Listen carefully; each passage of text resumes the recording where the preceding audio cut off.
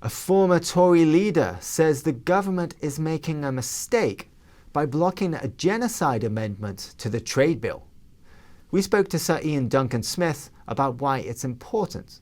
NTD's Trevor Piper tells us more.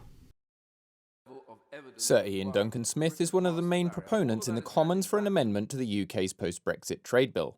If passed, it could stop bilateral trade with genocidal countries. The government is trying to prevent the amendment from passing in the Commons. Duncan Smith says Downing Street has no chance but to bring it up for a vote. If they don't bring it back, they don't get their trade bill, doesn't become law, makes it more difficult for them to do trade deals and trade arrangements. So they have to deal with this amendment one way or the other.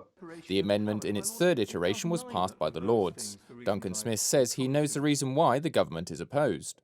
I think the truth of the reason why the government has resisted this endlessly, it's almost illogical the way that they've constantly resisted this. It's because they genuinely, behind the scenes, do want to strike some kind of trade arrangement with the present Chinese government. He says the UK government felt pressure after the European Union signed what he calls a terrible trade deal with China.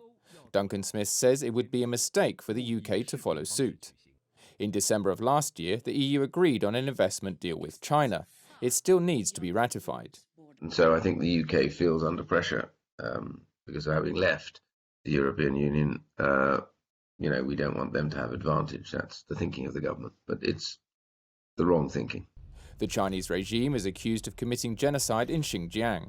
He said pursuing the allegations via an international route is blocked because of China's veto power in the UN.